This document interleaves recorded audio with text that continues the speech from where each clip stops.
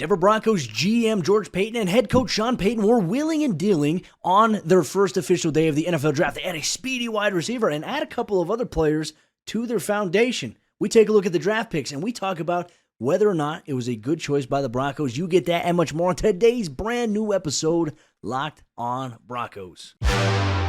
You are Locked On Broncos, your daily Denver Broncos podcast. Part of the Locked On Podcast Network. Your team every day. The Denver Broncos have added 3 players after their first official day of the 2023 NFL Draft on Friday. Were they good picks? Thank you so much, Broncos Country, for tuning in and making Locked On Broncos your first listen of the day every single day. Make sure you subscribe or you follow for free on YouTube or wherever you get your podcasts so you never miss out on a day's worth of Broncos news, content, coverage, and more. And if you're a brand new listener of the show, welcome on into the podcast. We have you covered every single day as it pertains to this Broncos football team up close and personal from an objective point of view. I'm your host, as always, Cody Roark, Broncos reporter from Mile High Sports, joined alongside, as always, by my co-host, Sayre Bedinger. Sayre, Friday was a big day in Broncos country because that's when their first selections of the NFL Draft were previously set to occur, 67th overall, 68. It didn't quite work out that way in that order, but the Broncos, George Paton, Sean Payton, wheeling and dealing, making some moves and trading back into the end of round 2 to get a player that they really, really liked. They did, Cody. They were wheeling and dealing, and it was exactly what we had talked about in the days leading up to the draft, wasn't it? Wondering what strategy is going to win out here. You know, Sean Payton, he has always historically liked to trade up, and really the Broncos only had 5 picks coming into the NFL draft this year, but I think 9 picks next year, right? So we kind of knew in the back of our minds, hey, if they want to trade up, they do have the future capital to do so, and we saw it right away when they were about, just a few picks away from being on the clock. They jumped up, and with their top pick, they got Marvin Mims, the wide receiver out of Oklahoma, and I'm excited about this pick, Cody. I think a lot of Broncos fans, and myself included, kind of cooled off on the idea of wide receiver lately, just kind of felt like the team was shifting in a different direction. A lot of the signs pointing to the tight end position, which, of course, just one after another as the second round is going, those tight ends were flying off the board, including a number of guys the Broncos had brought in for pre-draft visits. So Marvin Mims ended up being the pick, a speedy wide receiver out of Oklahoma, 4.38, Cody, in the 40-yard dash. You love to see a guy like this coming in, especially after KJ Hamler suffering that pectoral injury this offseason. And everybody, too, wants to try to maneuver and navigate, like, what does this mean for Cortland Sutton? What does this mean for Jerry Jeudy? Sean Payton, George Paton said during their post day one of them officially being on the clock in their press conference, they told us has nothing to do with those guys, has no impact on that whatsoever. I do think it is important to maybe acknowledge, okay, hey, bringing in a guy like Marvin Mims, we had a chance to speak with him on a conference call. I asked him a question about his comfortability being able to play on the outside or playing on the inside, and he said, hey, I did that my entire career at Oklahoma. I played in 2 different offensive schemes, and he says I'm very, very comfortable with it. So, I mean, he is an option that could play in the slot. He is an option that could play on the outside. He can impact you in special teams as a returner and as a punt returner, which, in my opinion, the addition of him, I think, makes questions rise a little bit more regarding KJ Hamler and also Montrell Washington. We'll delve deeper into that a little bit later on here in the show, but yeah, I mean, I like the play and the addition of Marvin Mims. I was definitely surprised it was wide receiver, I think, alongside with everybody else in Broncos country. But when you look at what he can do, averaging 19.5 yards per catch throughout his career. I mean, last year, 20.1 yards per catch, 6 touchdowns, 54 receptions for over 1,000 yards. He is a guy that can get behind defenses, right? Blow the top off of it, essentially. So I think that's a big need where the Broncos have had. It definitely impacts, I think, the deep ball aspect that we saw Russell Wilson hit to KJ Hamler several times last year. I like the addition there. But then, they traded pick number 68 to move up to obviously 63 to do that. They kept pick 67 overall. And with that pick, they also took Drew Sanders, linebacker out of Arkansas. And Sayre, initially, I think this was probably, like, on paper, probably the most surprising one at first. But when you go back, and this is what I encourage Broncos country to do, right? Go back and watch this guy's tape. I mean, the size and the length that he has in terms of how tall he is, how fast he plays.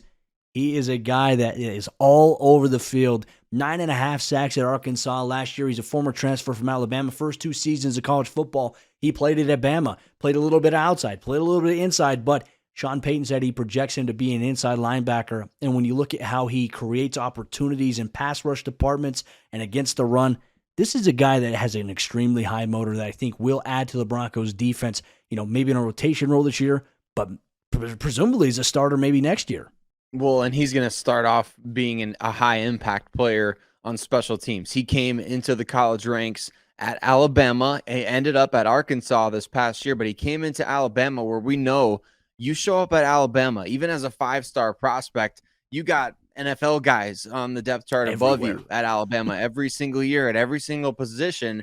So he's coming in, he's playing special teams. And Cody, you look back at his time in Alabama, just time and time again, Drew Sanders popping up as one of their special teams players of the week. I guarantee you, the Broncos looked at this. They don't have a first-round pick. Didn't have a second-round pick until today. Obviously, Marvin Mims became a second-round pick. He was the 63rd overall pick, the final pick of round 2. But Drew Sanders, a guy that was kind of mocked all offseason in that first to second round range, typically going in the top 50 picks somewhere, and you play at Alabama, you get on special teams, and you get a shot at Arkansas. And what do you do with your shot? You go out, rack up 103 tackles, 13.5 tackles for loss, 9.5 sacks. You want to talk about impact as a pass rusher. That's big time from the off-ball linebacker spot. Sean Payton was talking at that post-draft press conference about guys that they look at these certain things that you check a box in terms of whether or not you can make an – yeah, exactly. The makeup, right? He talked a lot about the makeup, but he's talking as well about guys that can impact the quarterback. And he said that Drew Sanders is one of those guys that you check that box, right? You check the box to say he significantly impacts the game as a pass rusher. 3 forced fumbles last year for Arkansas on top of all that other stuff. And Cody, I see Dane Brugler of The Athletic has him ranked as the #1 linebacker in this class.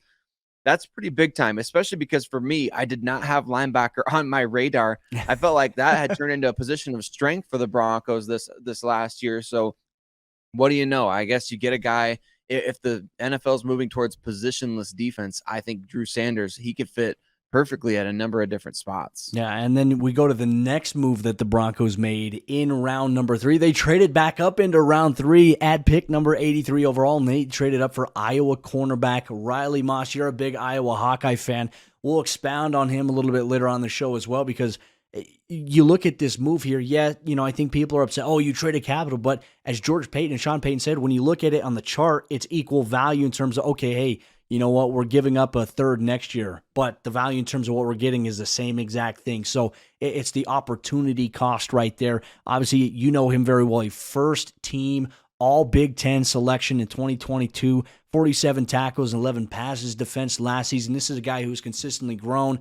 I had a chance to ask him about, maybe where he feels like he can play. He says he feels like he can play all around, inside, outside, can play safety, and is viewed as a defensive back. And then Sean Payton later said we view him as a cornerback there. So you add him to the room there, but also special teams as well. Let's get a quick synopsis on him, your thoughts on that, and then we'll expound on a little bit later on here in the show as we continue on. Absolutely love this pick, Cody, and my Iowa Hawkeyes fandom aside, I think Riley Moss, a lot of people fell in love with him, watching him at the Senior Bowl, the things that he was able to do, really showing out at the scouting combine. George Payton even mentioned this guy, he checked every box in the offseason, right? He won the offseason. He did everything right, had a high RAS score, very productive, over 2,600 snaps in Phil Parker's defense there at Iowa, Cody. That is absolutely massive. 26 career passes defense. Obviously, an aggressive player, plays the ball really well in the air, very instinctive at the catch point, which I think is going to be huge. The Broncos need to create turnovers, and I don't know, could there be a little competition there at the starting cornerback spot with Damari Mathis? I think Mathis has obviously the leg up at this point, but the Broncos did give up quite a bit for Riley Moss. I'm excited to talk more about that pick. Yeah, we'll dive deeper into that on today's episode, Locked On Broncos. Also, as we continue to evaluate the draft selection as well, Denver has 2 more picks remaining in round number 6. We'll see if that changes at all on Saturday. We'll have you covered here, Locked On Broncos, for another special episode of the show here. We're going to also talk about how do we feel about the draft picks that the Broncos did, and is there anything we should be surprised about? Is there anything Broncos Country should be surprised about with the selections made on Friday night? You get that on today's episode of the show. This episode is brought to you by our friends over there, Ultimate Football GM. With the NFL Draft, what better way to put yourself in the shoes of being a general manager than Ultimate Football GM? You get to assemble your coaching staff, your coordinators, your personnel, your scheme, and you also get to go through free agency, the draft. You get to make decisions on contracts, and you also have different situations that you have to adjust to as someone who's in control of a franchise. You get that Ultimate Football GM, all in a challenging and realistic game world. Ultimate Football GM is completely free. It's playable offline where you can play on the go whenever you want to, wherever you want to. Locked On Broncos listeners get a 100% free boost to their franchise when using the promo Locked On in all caps in the game store. That's Locked On in all caps, so make sure to check it out today. To download the game, just visit ultimate-gm.com or look it up on the app stores. That's ultimate-gm.com. Ultimate Football GM. Start your dynasty today. Simple question, maybe complicated answer from everybody. How we feeling about the Broncos 2023 NFL draft class so far? For you everyday listeners out there, sound off in the comments. If you're listening for the first time, you're like, hey, I want to know more about these Broncos picks. I want to know if the team got better. Did they make good moves? Sound off in the comments. Let us know what you think. Cody, I want to turn it over to you here. What's your gut feeling? What's your gut reaction? Obviously, we were recording this. We promised everybody we'd stay up late on Friday night, record an episode after the picks got made, and we're doing it. We're making good on that promise, people. Just know that Cody and I were up. It's midnight here, Central Time, God's time zone. But Cody, I think, you know what? How do we feel about this? How do we feel about the players the Broncos got? Where are you at after day two? I mean, look at my eyes here. If you can see, if you can zoom in, if you're watching on YouTube, they're bloodshot, they're red. I'm tired. I was at the Broncos facility for a good portion of the evening. I was so tired, I mispronounced. I said Denzel Mims in my recap video versus Marvin Mims. This is where I'm at, folks. Please forgive me for that. But aside from that, Sayre, these three picks that Denver made, look, I think we have to factor in everything that George Paton and Sean Payton said leading up to the NFL draft, that they were always going to go with the best player available, not on your board, not on my board, not on anybody in Broncos Country's board, but their board that they have assembled with their pro scouting department, their coaching staff. Like, it's a full collaborative effort. And I feel like these are three very solid players that they added. I'm very intrigued about Mims, adding him to the mix here in terms of the wide receiver competition, the special teams competition, potentially at the return aspect. I'm intrigued by, obviously the linebacker, Drew Sanders, and, 6'5", rangy, long. I mean, he's a guy that intrigues me from a special team standpoint. Could be a starter next year for the Broncos, and we'll see how things pan out maybe this year. But I don't suspect he's going to be a starter this year for the Broncos at that position. And then, obviously with Riley Moss, I was surprised. I think everybody was surprised a little bit. And Sean Payton was asked a question about Jason Sahorn. But this is a guy at Iowa, and this, I think, is a great opportunity for you to expound on him a little bit more. This is a guy that has a chip on his shoulder and has, I think, shown growth year in and year out at Iowa. Now, look, their offense was really bad, but he played a lot on defense, got a lot of action, and there was a little bit of a joke in the media room, when he was drafted. They're like, hey, how is they were going to ask him a question. How is it like playing for, being on defense all the time when your offense is consistently punting or turning the ball over? So, I want to get your thoughts here on, obviously, the addition of Riley Moss and how you feel about these picks specifically. My verdict is, I think that they're solid picks, and I'm excited to see a little bit more, right? The jury's still out. We have to see these guys play. I think on paper, solid picks overall, considering where Denver was picking and where they were at. Well, let's start with Riley Moss, okay? Let's start with the guy that he's going to be the subject of a lot of controversial discussions, certainly because the Broncos traded a 2024 third-round pick in order to move up to get him. They traded pick number 108, a fourth-round pick, and a future third, a 2024 third-round pick to get Riley Moss at pick number 83 with the Seattle Seahawks making that deal. You make that trade, automatically everybody's seeing that future third-round pick, and they're saying to themselves, my gosh, that's an overpay. I'm not seeing it as an overpay, Cody. I think, look, you trade a third next year for a third this year. That ends up being kind of a wash in my mind, and you add a 4th-round pick on top of it. I mean, you got to pay a premium to go up and get a guy. If you want to trade up to get a player, I mean, I guess I don't know how people think trading up works in the NFL. It's not always going to end up being equal either way. But with Riley Moss as a player, dude started off his career at Iowa as a blue shirt, which isn't a red shirt. He was not on scholarship right when he got to campus. He wasn't on scholarship until January of his freshman year. Okay. So we're talking about a guy that played as a true freshman in Phil Parker's defense and on a Kirk Ferentz team, where if you are not that team is all about seniority, Cody. If you're not an absolute superstar, you are not playing as a true freshman. Very, very few guys contribute as starters as true freshmen. When a guy like Riley Moss comes in and does the things that he did, like I said, playing over 2,600 snaps as an outside cornerback, the elephant in the room here is obviously the fact that Riley Moss, he's a white guy like you and me, Cody, and he played outside corner in college, and he's going to play outside corner in the NFL. We have not seen that in over 20 years. It's kind of a weird deal. I mean, there's obviously Christian McCaffrey kind of broke a mold as a running back recently in terms of the things that he's capable of doing. It's definitely an elephant in the room, and it's worth discussing just for the fact. I mean, Sean Payton was asked about it. He was asked because he coached with Jason Sehorn, like you mentioned, on the New York Giants. It's not the same type of situation, in my opinion. Riley Moss is just a good corner. He's a good corner, and you watch the way that he plays. He's aggressive, he plays fast, he's instinctive. Like I said, he attacks the ball in the air, and you mentioned it.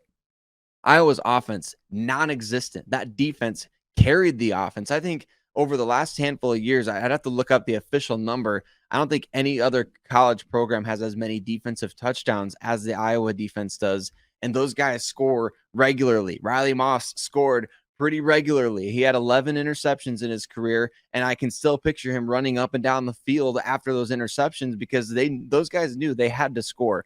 I love this pick, Cody. It's my favorite pick I think the Broncos made. And I don't know. I'm not upset about the trade value. I don't get why people are. You have to make good picks for good players. The Broncos still have a 3rd-round pick next year. They just don't have 2. I don't get where the outrage comes from. Sean Payton said it pre-draft, didn't he? He's like, the 3rd-round picks and beyond, those are the easiest picks to recover. You can get them easily. He diminished the idea of like those are like, who cares? I don't get the outrage, Cody. I love the player. I think it's a good pick. I think a lot of people in Broncos country, and look, and you said this on Twitter, and it's fair. Like, yeah, Broncos country, Broncos fans, feel how you feel, right? But let's apply some logic. Let's apply some critical thinking to it versus just being outraged, right? The Broncos felt strongly about these players enough to make the decision. And look, these guys have access to way more information than any of us do. As analysts or fans, they have way more access and insight into why they want to make this decision. They have analytics models that we can't even think of right now. That's like government, like NASA level type stuff here.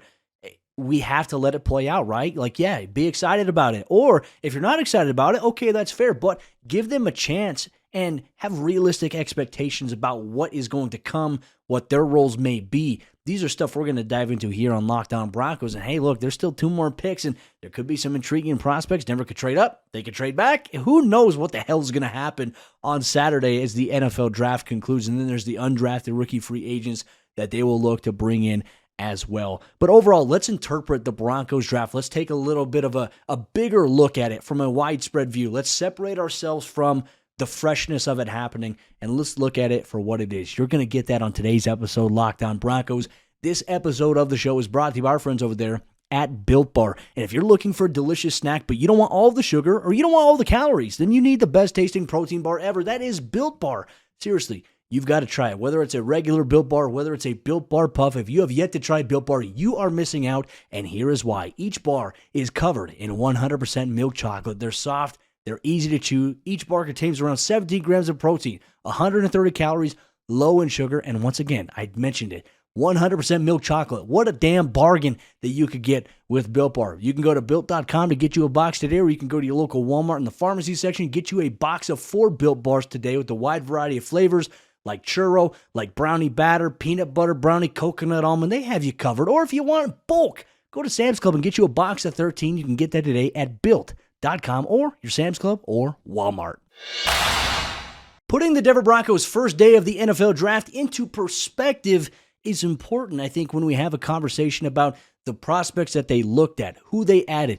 And I felt like Broncos Country, if you missed out on George Paton and Sean Payton's press conference, make sure you go check that out. I felt like they gave a lot of great insight as to the thought process there. And look, these guys, you could definitely tell they vibe well together. They have these conversations. There was a lot that we gained out of the post day one for the Broncos draft press conference. Make sure you check that out as well on top of listening to Locked On Broncos every single day. I want to say thank you to everybody in Broncos Country for making us your first listen. And for the everyday listeners, mile high salute to you. Thank you so much. You make the show exactly what it is. We couldn't do this without you, and we appreciate your insight, your interaction. Taking a little bit of a 30,000-foot perspective here on the Broncos draft, I think we have to take a look at the widespread takeaway. Sayre, I see your Twitter. I see what's going on. I see a lot of the replies you're getting. And you're 100% right. Sean Payton, if history's told us anything, Sean Payton said exactly what he was going to do. George Paton said what they were going to do. And I think in the eyes of a lot of people who are upset about the picks that Denver made, it kind of aligns with the fact that this isn't the guy that I wanted, right? And it's understandable. Yeah. But I think at the end of the day, we have to be realistic here. Whoever, you and I had as the top player on our board, right, may not have been in the top 10, top 15, or even top 20, potentially, of the Broncos board that they had assembled overall. They do a lot of background on these guys. So I think mock draft simulators, they definitely increase. I think, well, this guy's available. I took him here. How come they're not taking this guy? There's a lot of outrage about that. There's a lot of outrage that they didn't trade up to take a center. If they really, really wanted to, they would have done that. So I think that maybe how people perceive, okay, this team has this as a need. Reminder, going into the draft last week, George Paton said, hey, we addressed a lot of our major holes in free agency. We're going to take the best player available on our board, essentially, and we feel good about the foundation that we have. I think that gets lost here with, guys that were taken that maybe Broncos fans don't know enough about or don't like. Right. And Cody, this leads me to something that I think we just need to discuss. As we have this show, we always have structure. We always have our script. We always have these things. I just want to kind of just be real with everybody for a second here about where I'm at in terms of the draft, like how I approach the draft. For a decade, I covered the draft. So that was one of my jobs, right? I covered specifically the draft. So I have to watch these guys all season long, and I form these opinions. And of course, as Broncos fans, you watch so much of these guys, you form such strong opinions. Of course, I understand where everybody's coming from who fall in love with certain guys, right? You fall in love with certain prospects. The last couple of years, I still cover the draft, but the draft is not my job anymore. Just covering the NFL, covering the Broncos is what I do. So I view the draft in a completely different lens. I'm not watching every single college game throughout the season. I'm not scouring every single week trying to find, here's 10 players I wanted to see for the Broncos context this week in week 4 of the college football season. I'm not doing that, Cody. And you and I both are kind of in this boat of where in the weeks after free agency is when our draft prep really ramps up. So there's people out there in Broncos country who have formed strong opinions about prospects over months and months of pouring into film and cutting up clips and having all these conversations on Twitter. So we understand the outrage sometimes over picks, and it's not just outrage. It's it's a difference of philosophy. It's you're in the war room with the boys, right? With Sean Payton and George Paton. But I just think from my vantage point, looking at this draft class and looking at really every team for that matter, what does everybody say after the draft? Oh, we feel like we won this year. We feel like we got our guy at every pick. And subjectively, how can you say anybody got anything but an A for their draft? If they got the guys they wanted, or if they say they got the guys they wanted, look, these guys got to go play. Like you always talk about, Cody, and we talk about it on this show.